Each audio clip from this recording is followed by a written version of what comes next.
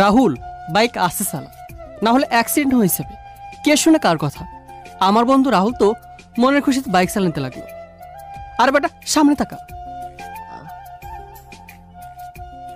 আর কি, বাইকের সাথে ধাক্কা খেয়ে একটা মেয়ে মাটিতে পড়ে গেল। রাহুল তো সেখানে বসে আছে। আজ যে শরীর বানিয়েছে তা তোর উঠতে কয়েক মাস লেগে যাবে মনে হয়। আমি দৌড়ে সেখানে গেলাম। আমি গিয়ে রাহুলকে টেনে উঠাতে লাগলাম। আমি রাহুলকে উঠিয়ে যাই না মেয়েটিকে উঠাতে যাব, ঠিক তখনই দেখলাম এ আর কেউ নয়, এ তো নিশি। নিশি ধাক্কা খেয়ে মাটিতে বসে আছে, মুখ অন্যদিকে করে। আমি দেখে বুঝে গেছি ও হলো নিশি। তার মানে এখানে আর এক মুহূর্ত থাকলে আমার যান কবচ হয়ে যাবে। রাহুল বাইক উঠ, আদে দৌড়, এ তো নিশি। আস্তে আস্তে রাহুল কানের কাছ থেকে বললাম। আমি তো বাইক না নিয়েই দিলাম সুট। রাহুল আমার পিছে পিছে বাইক নিয়ে আসছে। রাহুল তুই বাইক নিয়ে বাসাইছা, আমি কালকে কলেজে তোর সাথে দেখা করছি। আর নিশির জন্য না জানিসে তুই ওকে ধাক্কা দিয়েছিস। পাগল নাকি? ওর মতো ডেঞ্জারাস মেয়েকে বলবো নাকি? আচ্ছা তুই যা, আমিও কালকে দেখা করব। আমি রাহুলকে বিদায় জানিয়ে বাসা থেকে হাঁটা দিলাম। বাসায় যেতে যেতে আমার পরিচয়টা শুনেনি। আমি আপনাদের প্রিয় লেখক রাকিব হাসান রাজ। আমি বাবা মার একমাত্র সন্তান। এবার অনার্স সেকেন্ড ইয়ারে। আমার সাথে যে ছিল সে হলো আমার বন্ধু রাহুল। একটু স্বাস্থ্য বেশি, এই আর কি। যাই হোক, বন্ধুর বিষয়ে এসব বলতে হয় না। বন্ধু মতো বাইক কিনেছে আঙ্কেলকে পাম্পট্টিতে। আমি বাইক চালাতে পারি। আরে আমার নিচেরই বাইক আছে, তবে সবসময় ব্যবহার করি না। আমি ওকে বাইক চালাতে শিখিয়েছিলাম, তখন তো দেখলেন অ্যাক্সিডেন্ট করলো। আবার সাধারণ কারোর সাথে করেনি, নিশির সাথে করেছে। নিশি হলো আমার বেস্ট ফ্রেন্ড। সে যাই হোক, পুরো ইউনিভার্সিটির মধ্যে ওর সে সুন্দর মেয়ে মনে হয়নি। আর সব থেকে বড় কথা হলো ও আমার সহ বাসিটির ছোট বড় সবার কিরাস। আমি এখন এসব আর ভাবি না, কারণ নিশি একদিন এক বয়ফ্রেন্ডের সাথে থাকে। বলতে গেলে ড্রেস চেঞ্জ করার মতো বয়ফ্রেন্ড পাল্টায়। আমি কিছু জিজ্ঞাসা করলেই বলে, আরে বন্ধু একটা তো জাস্ট টাইম পাস, পকেট ফাঁকা করে ছেড়ে দিব। আর সব থেকে বড় কথা হলো আমার জীবনে দেখা সব থেকে দরজাল একটি রাগ উঠলে সামনে গেছে তা কিছু দেখে না। সেই ছোটকাল থেকে মার খেয়ে আসছি। আসলে আমি রাহুল নিশিয়ার এক কলেজ ফ্রেন্ড আছি। গল্পের সাথে থাকলেই বুঝবেন, অনেক আগে থেকে আমরা বেস্ট ফ্রেন্ড। আল্লাহ জানে যদি সে জানতে পারে যে এই অ্যাক্সিডেন্টের জন্য দায়ী রাহুল আর আমি, আর ওর ট্রেনিং আমি দিচ্ছিলাম, তাহলে আর রক্ষা নেই। তাহলে পরিচয় এখানে শেষ হোক, বাকিটুকু গল্পের সাথে থাকলে বুঝবেন। আমি বাসায় গিয়ে ফ্রেশ হয়ে নিলাম, তারপর খাবার টেবিলে। কে রে, সারাদিন কোথায় ছিলি? এই রাহুল নতুন বাইক কিনেছে, তাই ট্রেনিং দিতে গিয়েছিলাম। তোর বাইক তো তুই নিজে ইউজ না করে ওকে ট্রেনিং দিতে গিয়েছিলি? রাহুলের জোর করলো তাই ট্রেনিং দিতে গিয়েছিলাম। ও তো শো অফের জন্য বাইক কিনেছিল কলেজ যাবে বলে, কিন্তু রাহুল মনে হয় না এই জীবনে বাইক নিয়ে আর কলেজ যাবে। কেন? আরে রাহুল তো বাইক চালাতে চালাতে নিশির উপর উঠে দিয়েছিল। আহারে, নিশি কিছু হয় নাই তো? ওর কি হবে, যে মেনা ও। ভাগ্যিস নিশি দেখার আগে আমরা সেখান থেকে পালিয়েছি। দেখলে তো তুই আর আজকে বাসে ফিরতে পারতি না। আরে থামো তো, এত মিষ্টি একটা মেয়ে। কি মিষ্টি তা আমি জানি, মনে মনে বললাম। রাতে ডিনার করে কিছু মোবাইল ফেসবুক চালাচ্ছিলাম। আর আপনারা ভাবছেন আম্মু আব্বু নিশিভাবে কীভাবে জানলো। আমি তো আগে বলেছিলাম আমরা অনেক আগে থেকে ফ্রেন্ড, কিন্তু নিশির আব্বু আম্মুর সামনে ভদ্র সেজে থাকতো। যাই হোক, আর কিছুক্ষণের মধ্যে ঘুমিয়ে গেলাম। সকালে নাস্তা খেয়ে কলেজে গেলাম। আমি আর রাহুল একসাথে কলেজ গেট দিয়ে ঢুকলাম। কিরে, কলেজে বাইক আনলি না? পাগল নাকি? আমি নতুন বাইক আনলে তো নিশি পৌঁছেই যেত।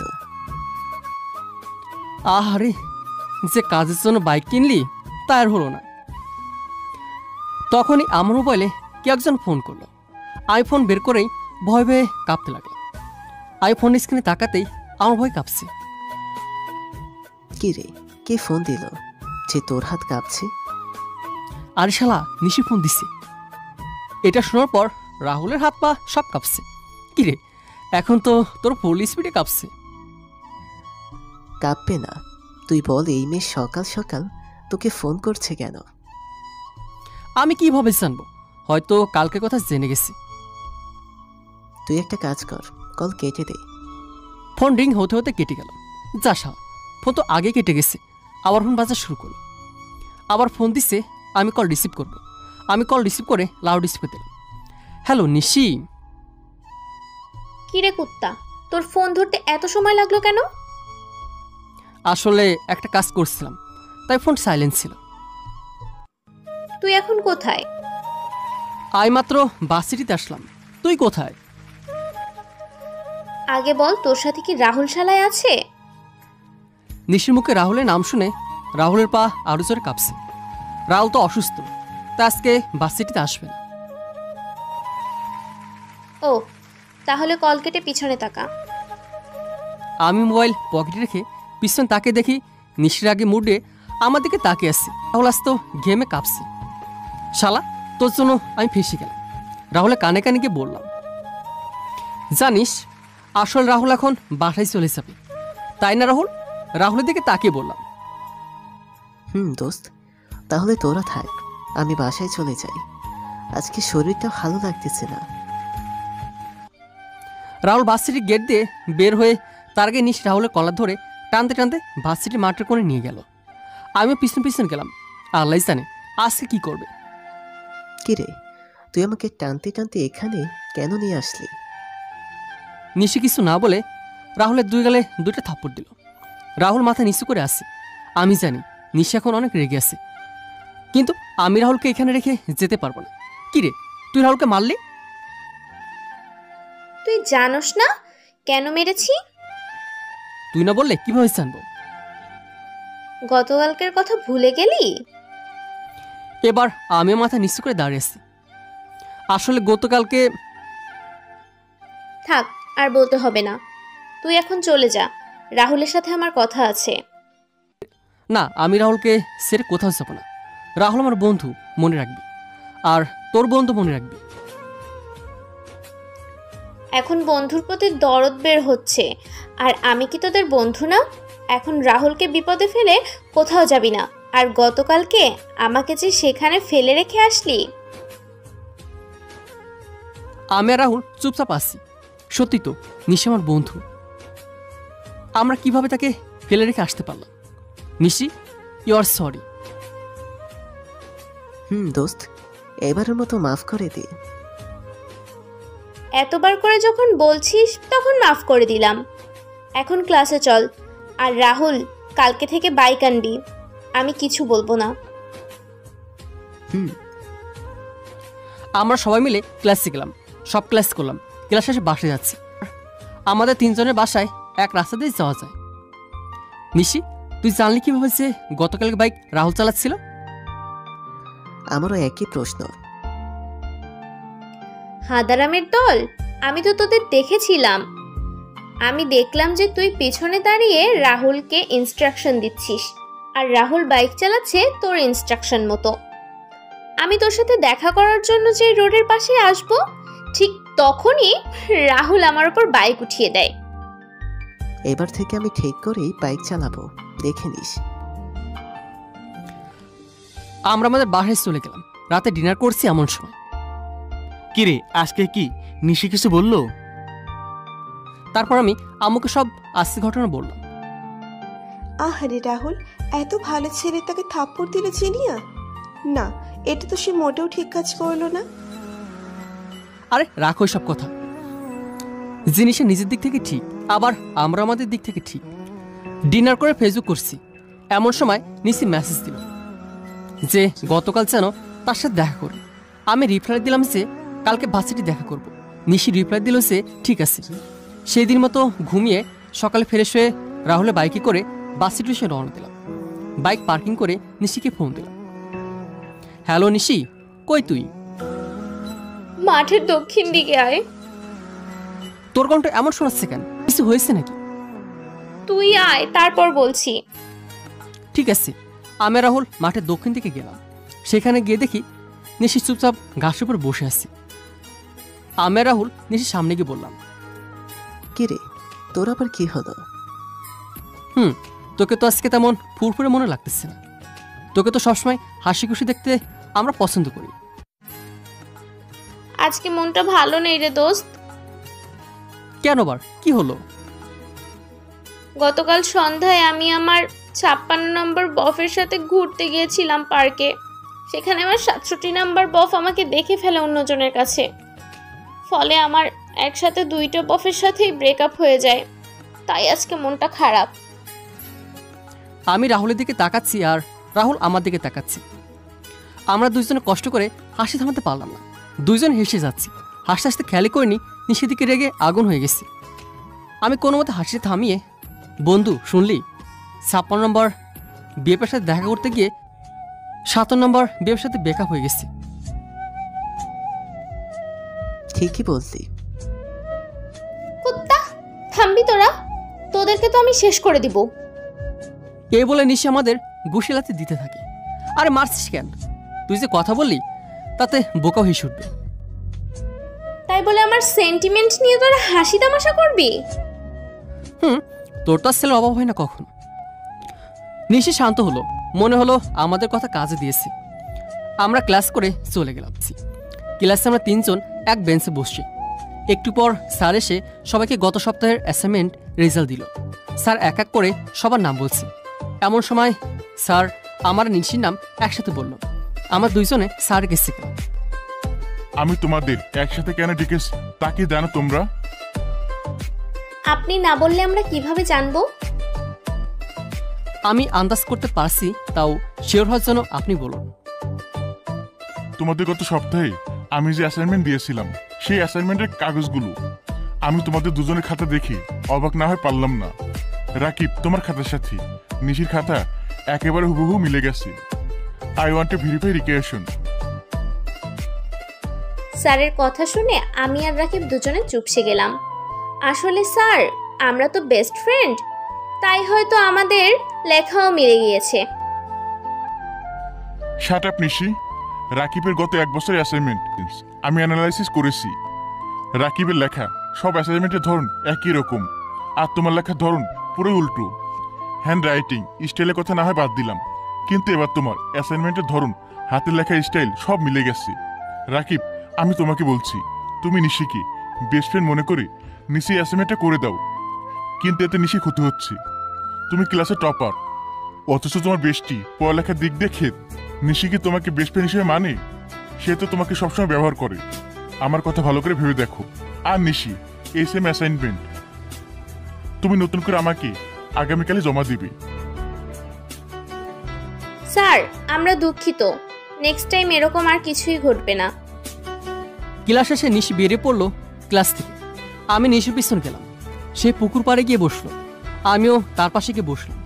নিশি মন খারাপ হতেই সে ওই পুকুর পাড়ে আসে। আচ্ছা রাকিব, তোর কি সত্যি মনে হয় আমি তোকে ব্যবহার করি? নিশি কথা বলার সময় কেঁদে দিল। নিশি এরকম, বাইরের দিকে যত শক্ত থাকুক না কেন, ভিতর ততটা নরম। কেউ আমাদের বন্ধুত্ব নিয়ে প্রশ্ন তুললে নিশি অনেক দুঃখ পায়। আরে তুই কাঁদছিস কেন? স্যার তো এমনি বলেছে, আর স্যারের কথা ঠিক। আমি যদি বারবার তোর অ্যাসাইনমেন্ট করে দেই তাহলে সেমিস্টার পরীক্ষা তুই কি করবি? আমিও বুঝতে পেরেছি, কিন্তু তুই তো জানিস যে আমি লেখাপড়ায় একদমই মন বসাতে পারি না। আম্মু আব্বু কতবারই না হোম টিউটর রেখেছে, তবে কারো পড়া আমার মাথায় ঢুকে না। আর কালকের মধ্যে আমি কিভাবে 1 সপ্তাহের অ্যাসাইনমেন্ট জমা দিব? আরে তুই চিন্তা কেন করছিস? আমি আছি কিসের জন্য? আজকে না হয় আমি তোকে অ্যাসাইনমেন্ট করতে সাহায্য করব। আমি শুধু তোকে বুঝিয়ে দিব, আর তুই জাস্ট কমপ্লিট করবি। কিন্তু তোকে ফুল পোস্ট দিতে হবে তোর পড়াশোনা। আইডিয়া খারাপ না, তাহলে আজকে রাতে আমার বাসায় চলে আয়। ওকে আঙ্কেল, আন্টির সাথেও দেখা হয়েছে হবে। কিন্তু আব্বু আম্মু তো বাসায় নেই, তারা শহরের বাইরে আমার খালার সাথে দেখা করতে গেছে। তাহলে আমি বাসায় গেলে আশেপাশের লোকেরা খারাপ কথা বলবে। তুই আমাদের বাসায় চলে আয়। এই নিশি, কারো কথায় চলে না। কে কি বললো তাতে আমার কিছু আসে যায় না। তুই আমার বেস্ট ফ্রেন্ড, তাই তুই আমার বাসায় যে কোনো সময় আসতে পারবি। তুই আজকে রাতে আসবি, এটাই ফিক্সড। আর ডিনার আমার বাসায় করবি। জো হুকুম মহারানী। সেই দিনের মতো বাসায় চলে আসলাম। বিকেলের দিকে পাড়ার চায়ের দোকানে গেলাম। সেখানে যেতেই রাহুলের দেখা। কিরে দোস্ত, আজকে আমাকে ফেলে রেখে তুই দুইজন কোথায় গায়েব হয়ে গেলি? আরে তুই তো জানিস নিশির মন খারাপ হলে সে পুকুর পাড়ে এসে বসে থাকে, তাই তাকে সান্ত্বনা দিচ্ছিলাম। আর তাছাড়া সে একা তো অ্যাসাইনমেন্ট কিভাবে শেষ করবে, এই জন্য আমি আজকে সন্ধ্যায় নিশির বাসায় গিয়ে তাকে হেল্প করব। ইস দোস্ত, আমিও যদি তোর মতো টপার হতে পারতাম তাহলে কোনো সুন্দরী মেয়েও আমাকে তার বাসায় ডাকতো। রাহুল, খবরদার আমাদের বন্ধুত্ব নিয়ে কিছু বলবি না।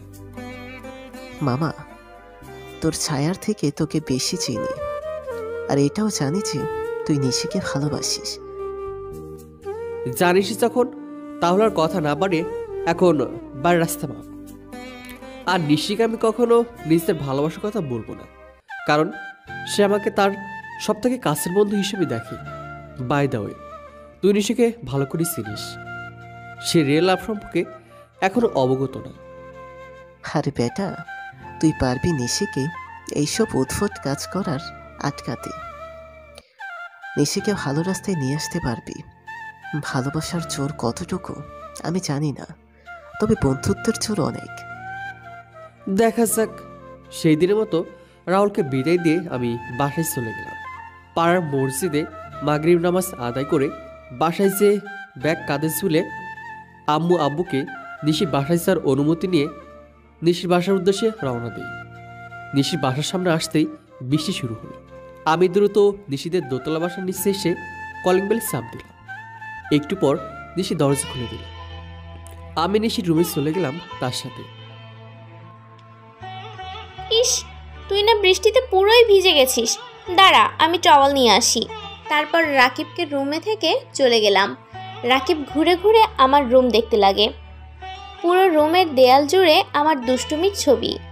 আমার বিছানার কোণে একটা ফ্রেম হাতে উঠিয়ে নেয় রাকিব।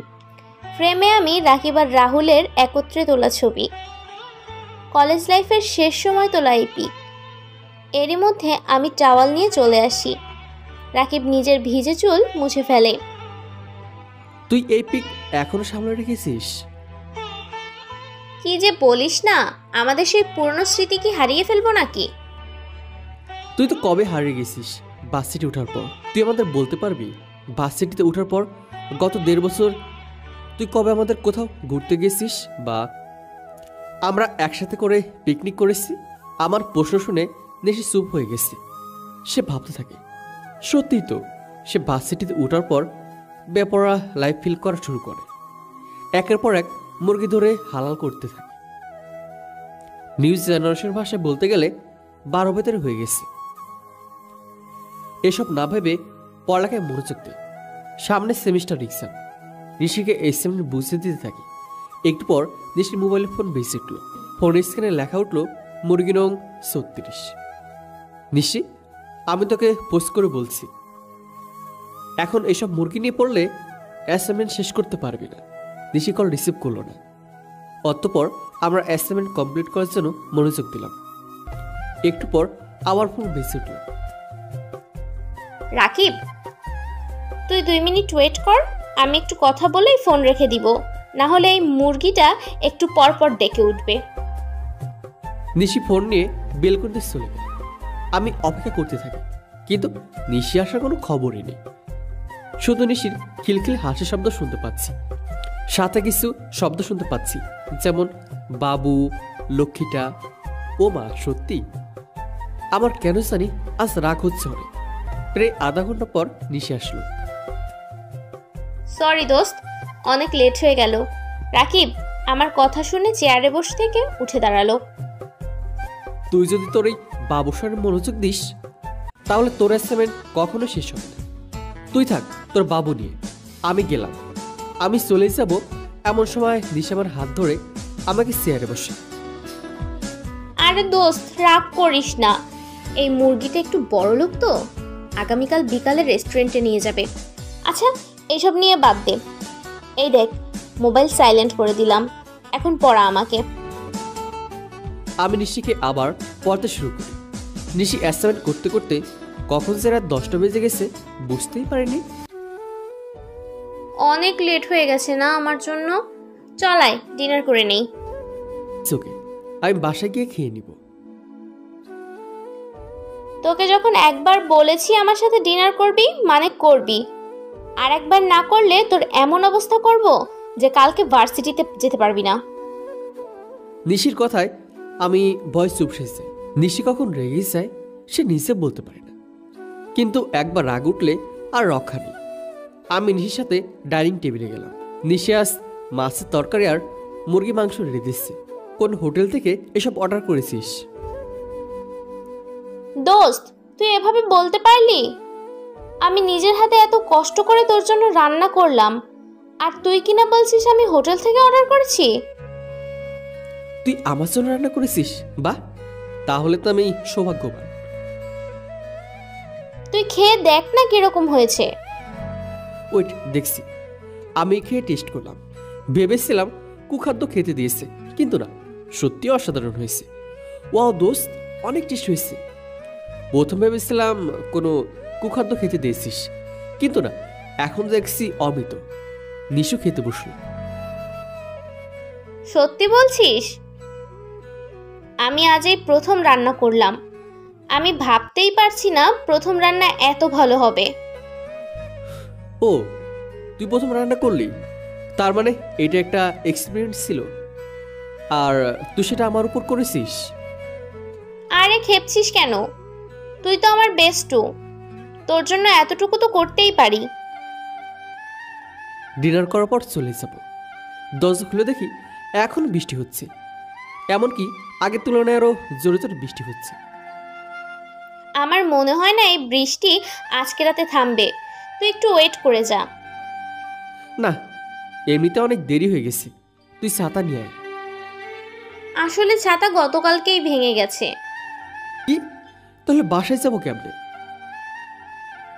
তাহলে রাতে থেকে যা। কি? আরে বেটা কুল, এত হাইপার হওয়ার কিছু নেই। আমাদের হাতে তো আর কিছু নেই, সবই পরিস্থিতি। তুই যদি এখন এতটা রাস্তা ভিজে ভিজে যাস, তাহলে আমি নিশি গ্যারান্টি দিয়ে বললাম তোর আগামী 1 সপ্তাহ জ্বর কমবে না। আর এত রাতে নিশ্চয়ই আঙ্কেলকেও তুই বিরক্ত করবি না এখানে আসার জন্য বলে। নিশি কথা ঠিক আছে, আব্বু শরীর এমনিতে ঠিক না, তাই এখানে আসার কথা বলা যাবে না। রাহুলের কথা মনে পড়তেই আবার এই চিন্তা বাদ দিলাম। হাতারাম ঠাটাই যে ভয় পায় সে আসবে না, কিন্তু এভাবে এই বাসায় রাত কাটালে লোকজন বা কী বলবে? নিশি লোকজনের কথা পাত্তা না দিলেও আঙ্কেল আন্টি তো পাত্তা দেয়। আমাকে ছোটবেলা থেকে ছিলেন। হঠাৎ কানে বিদ্যুৎ চমকানোর বিকট আওয়াজ আসলো। নিশি আমাকে টেনে ঘরের ভিতর নিয়ে আসলো। এত ভাবাভাবির কিছু নেই, তুই আঙ্কেল বা আন্টিকে ফোন করে বলে দে যে আজকে রাতে তুই এখানে থাকবি। অগত নিশ্চিত যেতে আর পরিস্থিতির কাছে হার মেনে আব্বুকে ফোন দিয়ে এই বাসায় থাকার অনুমতি নিলাম। আমি কোথায় ঘুমাবো? আয়, আমার রুমে ঘুমাবি। কি বলিস এসব? আরে আমি মজা করছি, আম্মু আব্বুর রুমে গিয়ে ঘুমিয়ে পড়। আমি নিশি বাবা মায়ের রুমে গিয়ে শুয়ে পড়ি। একটু পর আরো জোর বিদ্যুৎ চমকানোর আওয়াজ আসে। চারিদিকে আলোতে ভরে যায় কিছুক্ষণের জন্য, তারপর কারেন্ট চলে যায়। হয়তো আশেপাশে কোনো জায়গায় ঠাটা পড়েছে। রুমে শুয়ে আছি, এমন সময় রুমে কেউ আসলো। পুরো রুম অন্ধকার। আমি মোবাইল ফেলে জ্বালে দেখি নিশি দাঁড়িয়ে আছে। কিরে, তুই এত রাতে না ঘুমিয়ে এই রুমে কি করছিস? ঘুমোতেই তো এসেছি। আমি বিছানায় লাফ দিয়ে বসলাম। মানে? আমি অন্ধকারে থাকতে পারি না, তার উপর যেভাবে বিদ্যুৎ চমকাচ্ছে আমি অনেক ভয় পাচ্ছি, তাই এখানে চলে আসি। এত বড় হয়েছিস তাও অন্ধকারকে ভয় পাস? নিশি ইনোসেন্ট ফেস নিয়ে আমার দিকে তাকালো। ঠিক আছে, তুই এই রুমে ঘুমা, আমি তোর রুমে যাই। আরে গাধা, আমি যদি একা ঘুমাতে পারতাম তাহলে এখানে আসতাম নাকি? তো আমরা কি এক রুমে থাকবো নাকি? কেন, একসাথে থাকলে তোর কোনো সমস্যা আছে নাকি? তোর সাথে কথাই পারাচ্ছি না। আমি নিচে শুচ্ছি, তুই বিছানায় শুয়ে পড়। আমি যেই বিছানা থেকে উঠতেই যাবো, নিশি আমাকে ধাক্কা দিয়ে বিছানায় ফেলে দেয়। কি করছিস এসব? চুপ করে আমার পাশে ঘুমাবি। তুই আমার বেস্টু। আর তুই ভাবলি কি করে আমি তোকে নিচে ঘুমাতে দিব? তাহলে তো নিচে যা, আমার পাশে কেন এসেছিস? ইস, শখ কত! আমি নাকি নিচে ঘুমাবো? চুপচাপ আমার পাশে ঘুমা। তুই বাচ্চামি কেন করছিস? তুই জানিস না একজন অবিবাহিত ছেলে মেয়ে এক রুমে রাত কাটাতে পারে না, আর তুই এক কাটে ঘুমাতে বলছিস? শোন রাকিব, এক রুমে বা এক খাটে শোয়া খারাপ না। খারাপ হলো তাদের চিন্তা ভাবনা আর তাদের কাজকর্ম। আমরা কোথাও খারাপ কাজ করব? আর তুই আমার বেস্ট ফ্রেন্ড, তোর উপর আমার সম্পূর্ণ বিশ্বাস আছে। নিশি কথায় পাল্টা জবাব দিলাম না। নিশি কথায় ঠিক আছে, এখনকার সময় এক রুমের ছেলে মেয়ে থাকলে লোকজন খারাপ চিন্তা ভাবনা করে, অথচ কেউ এটা দেখে না বা বুঝে না যে তার রুমের ভিতরে কোনো খারাপ কাজ করছে কিনা। আমি শুয়ে পড়লাম, নিশি আমার পাশে শুয়ে পড়ল। আমাদের মাঝখানে কোলবালিশ। মাঝরাতে বজ্রপাতের আওয়াজ আমার খুব ভেঙে গেল, শরীর ওজন বেশি বেশি লাগলো। পরক্ষণে বুঝতে পারি নিশি আমার জড়িয়ে ধরে ঘুমাচ্ছে। আমি তাকে সারানোর চেষ্টা করলাম, কিন্তু সারাতেই পারছি না। কোলবালিশ দেখতে পারছি না। নিশি অনেক শক্ত করে জড়িয়ে আসছে আমাকে। নিশিকে ঘুমন্ত অবস্থায় দেখতে সত্যি অনেক মায়াবী রাখছে। পরক্ষণে আমার মনে পড়ল নিশি আমার উপর কতটা না বিশ্বাস করে। আমি একটা মুচকে হাসি দিয়ে ঘুমিয়ে পড়ি। সকাল ঘুম থেকে উঠে নিশিকে দেখতে পাইনি, সম্ভবত আমার আগে উঠে গেছে। ফ্রেশ হয়ে নিচের তলা এসেও নিশিকে দেখতে পাইনি। গইতে টাইম দেখে অবাক হয়েছে, কারণ বাস সিটে যাওয়ার সময় হয়ে এসেছে। আর বদমাস নিশিটাও আমাকে ডাক দিল না। ডাইনিং টেবিলে নাস্তা আগে থেকে সাজানো ছিল, সাথে একটা সিটকুটে লেখা, সরি দোস্ত, তোকে ঘুম থেকে উঠে ডিস্টার্ব করতে চাইনি, তাই ডাক দেয়নি। আমি বাস সিটে যাচ্ছি, তুই চলে আয়। আর হ্যাঁ, মনে করে নাস্তা খেয়ে নিবি। আমি একটু মুচকি হাসি দিয়ে নাস্তাকে বাস সিটের উদ্দেশ্যে রওনা দিলাম। মাঝপথে রাহুলের সাথে দেখা। কিরে দোস্ত, সব সময় না আমি দেরি করি, কিন্তু আজকে তুই কেমনে দেরি করলি? আরে আর বলিস না, নিশি সময় তো ডাকই দেয়নি, তাই বলে থেমে গেলাম। রাহুল আমার দিকে অগ্নিদৃষ্টি তাকিয়ে রয়েছে। থামলি কেন? নিশি তোকে ডাক দেয়নি, তার মানে তুই গতকাল রাতে নিশিদের বাসায় ঘুমিয়েছিলি, তাই না? সত্যি সত্যি বল। আরে না, তুই যা ভাবছিস তা না। গতকাল রাতে অনেক বৃষ্টি হয়, বাসায় যেতে পারিনি। এই বলে দাঁত কেলে একটা হাসি দিলাম। তাই বলে তুই একটা খালি বাসায় একটা মেয়ের সাথে রাত কাটালি? ছি রাকিব, ছি। এই বলে রাহুল হাসতে থাকে। রাহুল সময় পেলেই আমাকে জ্বালাতন করতে থাকে, এটার নতুন করে বলার কিছুই নেই। তাই রাহুলকে আর না খাটিয়ে ভার্সিটির উদ্দেশ্যে রওনা দিই। ভার্সিটিতে ঢুকে দেখি নিশিকে ঘিরে অনেক স্টুডেন্ট দাঁড়িয়ে আছে। আমি আর রাহুল দৌড়ে নিশির কাছে যাই। নিশি কাঁদছে, কিন্তু কেন? নিশি, তুই কাঁদছিস কেন? নিশি আঙুল দিয়ে বাস সিটের বাহিরে বাইকে বসে থাকা কিছু বকেটেদের ইশারা করে দেখিয়ে দিল। তারা বাস সিটে আসা সকল মেয়েদের ডিস্টার্ব করছে। আমাদের বুঝতে বাকি রইল না নিশির সাথে কি হয়েছে। আমি রেগে তাদের কাছে যাব এমন সময় রাহুল আমার হাত ধরে ইশারায় থেমে যেতে বলল। আচ্ছা, যা হয়েছে ভুলে যা, এখন আয়, ক্লাসে চল। ক্লাসে স্যার এসে যাবে। আমরা সবাই ক্লাসে চলে গেলাম। স্যার আসার একটু আগে আমি আর রাকিব নিশিকে মিথ্যা বলে ক্লাস থেকে বেরিয়ে গেলাম। এইদিকে ক্লাসে স্যার চলে আসলো। হাদারাম দুটো কই গেল আবার? একটু পর আমি সহ ক্লাসের সবাই বাইরে কিছু একটা আওয়াজ শুনতে পেলাম। ঠিক আওয়াজ না, বরং অনেকের আর্তনাদ। আমি সহ ক্লাসের সবাই বের হয়ে আসলাম ক্লাস থেকে। সবাই বের হয়ে দেখি ভার্সিটির বাইরে থাকা বকাটেদের রাকিব আর রাহুল মিলে মারছে। রাকিব হকি স্টিক দিয়ে বাইকে থাকা সবাইকে উড়াধুরা মারছে। রাহুল ব্যাকআপে আছে। কেউ পিছন দিক দিয়ে মারতে আসলে রাহুল তাদের আটকাচ্ছে। রাকিবের মাথা যেন রক্ত উঠে গেছে। এরা অনেক আগে থেকেই এই ভার্সিটির সকল মেয়েদেরকে ডিস্টার্ব করত, কিন্তু কেউ কোনো প্রতিবাদ করেনি। কিন্তু আজ আমাকে বিরক্ত করায় আজ রাকিবরাই উচিত শাস্তি দিচ্ছে। সবাইকে মেরে হাত পা ফাটিয়ে দিয়েছে। এক পর্যায়ে সবার শরীর থেকে শার্ট আর গেঞ্জি খুলে মারছে। রাকিব, থাম এবার, অনেক হয়েছে। সবাই ক্লাস থেকে বাহিরে চলে এসেছে। আমি ভার্সিটির দিকে তাকিয়ে দেখি বাসের সবাই উৎসুক দৃষ্টিতে আমার দিকে তাকিয়ে আসছে। আমি বকাখিতে বললাম, তোরা এখন খালি গিয়ে বাসের সব মেয়েদের কাছ থেকে পাদেরও ক্ষমা চাইবি। যতক্ষণ না কেউ ক্ষমা করছে ততক্ষণ পর্যন্ত তাদের কাছে ক্ষমা চাইবি। আর যত একজনও ক্ষমা না করে তাহলে তোদের মেরে পিঠের সামনে উঠে ফেলবো। সবাই ভয়ে ভয়ে বাসিটি সব মেয়েদের কাছে একে একে গিয়ে ক্ষমা চাইল। কেউ কেউ নিঃশব্দে ক্ষমা করে দিচ্ছে, আবার কেউ কেউ থাপ্পড় আর জুতার বাড়ি দিয়ে নিজেদের রাগ মেটাচ্ছে। তারা যখন নিশির কাছে গেল, নিশু কয়েক ঘা লাগিয়ে দিল। শুধু কয়েক ঘা না, বরং আঘাত করতেই থাকে। বাসিটি সবাই নিশির রাগ সম্পর্কে অবগত আছে। সব বখাটিরা চলে যাওয়ার পর বাসের সবাই আমার আর রাহুলের জন্য হাততালি দিল। সবাই যার ক্লাসে যাওয়ার পর নিশি আমাদের কাছে দৌড়ে আসলো। তোরা আমার জন্য এত কষ্ট করলি? শুধু তোর জন্য না, বরং পুরো ভার্সিটি মেয়েদের জন্য করেছি। কাজটা আমাদের আরো আগে করা উচিত ছিল। সে যাই হোক, তোরা আজ প্রমাণ করে দিলি তোরা আমার বেস্ট ফ্রেন্ড। এখন চল ক্লাসে যাই। ভার্সিটির ক্লাস শেষে আমরা হেঁটে হেঁটে বাসায় যাচ্ছি। আমাদের তিনজনের বাসা একই এলাকায়। আজকে সবাই বিকেলে কি করবি তোরা? আমার তো সময়ই নেই। আজকে বিকেলে আর একজন মুরগির সাথে দেখা করতে যেতে হবে রেস্টুরেন্টে। এটা কত নাম্বার বয়ফ্রেন্ড তোর? জানি না রে, গুনে দেখতে হবে। নিশির কথা আমরা দুইজন না হিসেব পারলাম না। নিশি তো আবার চটে গেছে আমার উপর। নিশি, এভাবে কতদিন চলবে?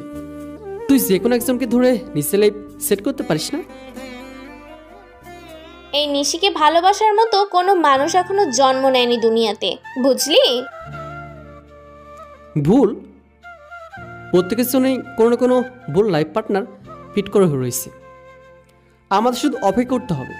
নিশিকে কথাগুলো বলে আমরা যার বাসায় চলে গেল। নিশি বাসায় গিয়ে আমার কথা মনোযোগ দিয়ে ভাবতে থাকে। তাহলে সত্যিই কি আমার জন্য কেউ আছে? কিন্তু আমি তাকে খুঁজে বের করব কিভাবে? বিকাল হতেই আমি একটা বড় রেস্টুরেন্টে চলে গেলাম। রেস্টুরেন্টে আমার জন্য অপেক্ষা করছিল তার নতুন বয়ফ্রেন্ড আতিক। দেখতে হ্যান্ডসাম, সাথে বড় লোকও, বাবা মায়ের একমাত্র ছেলে, বাবার সাথে ব্যবসা সামলায়। সে যাই হোক, আমি গিয়ে আতিকের সামনে সোফায় বসলাম। আতিক আগে থেকেই একটা প্রাইভেট ভিআইপি রুম বুক করে রেখেছিল। জায়গাটা কর্নারে, আর আশেপাশে কভার করা দেয়ালের মতো। তুমিই বলো, তুমি যা খাবে আমিও তাই খাবো। আতিক আমাদের দুজনের জন্যই চিকেন স্যান্ডউইচ আর স্ট্রবেরি মিল্কশেক অর্ডার করলো।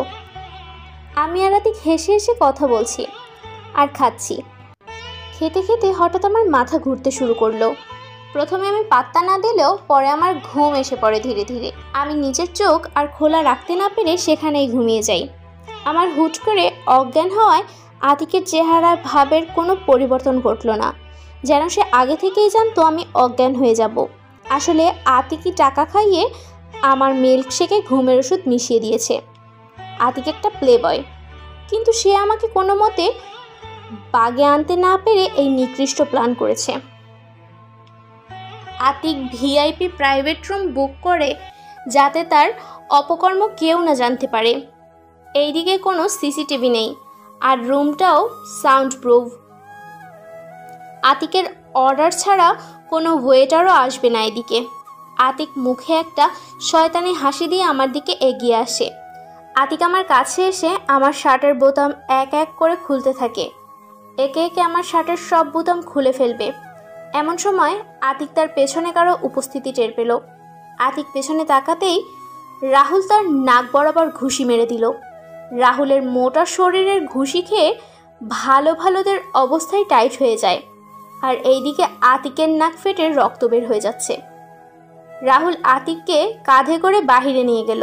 রাহুলের পেছন থেকে রাকিব বের হয়ে আমার কাছে এসে আমার শার্টের সব বোতাম লাগিয়ে আমাকে কোলে তুলে নিল। আতিককে কাঁধে নিল। রাহুলের কোনো কষ্টই হচ্ছে না, রোগা পাতলা আতিকের শরীর। রেস্টুরেন্টের পাবলিক জায়গায় এনে রাহুল আতিককে কাঁধ থেকে ফেলে দেয়। রাকিব আমাকে তার কোল থেকে নামিয়ে রেস্টুরেন্টের মহিলা স্টাফদের বলে আমাকে পানি ছিটিয়ে জ্ঞান ফেরানোর জন্য।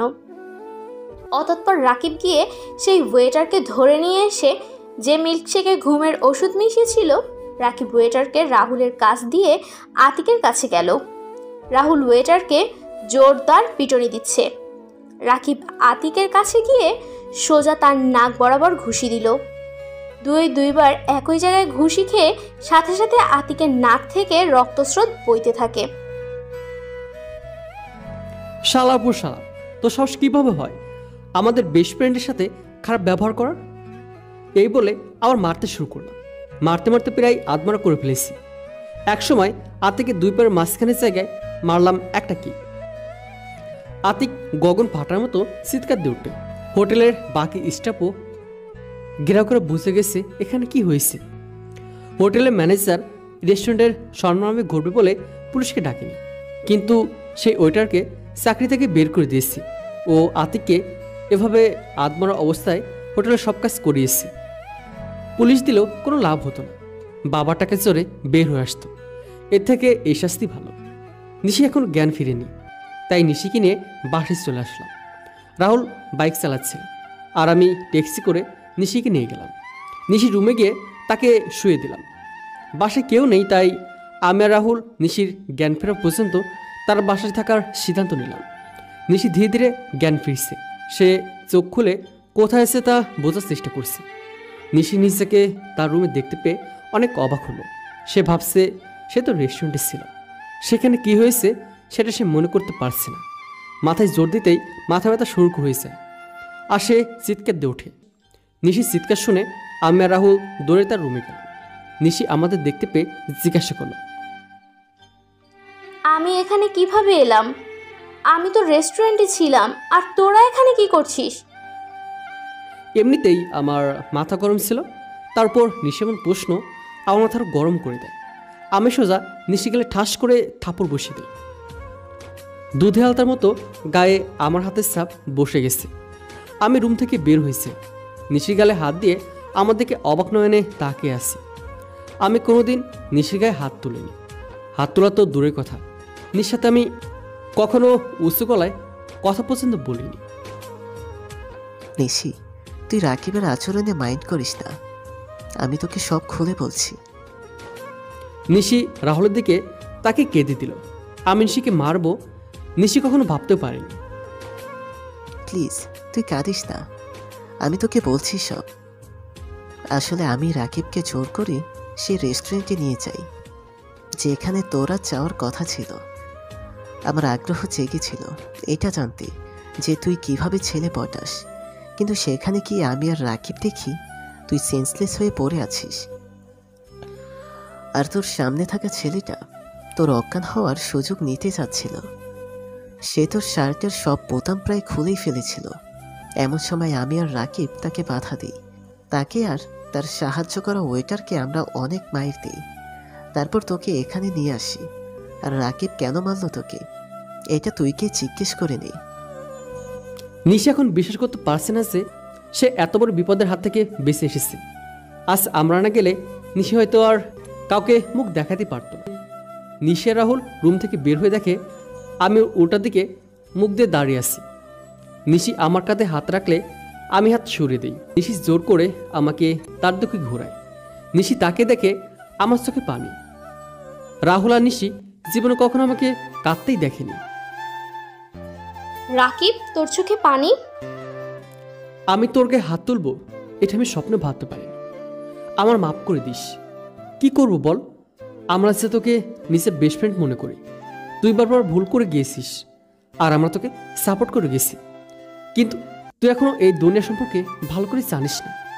তোকে বলছিলাম এসব ছেলে পটানো ছেড়ে দে আর নিজের ক্যারিয়ার নিয়ে ভাবতে বলেছিলাম, কিন্তু তুই শুনিসনি। তুই ভাবতে পারিস আজ আমরা সেখানে সময় মতো না পৌঁছালে কি হতো?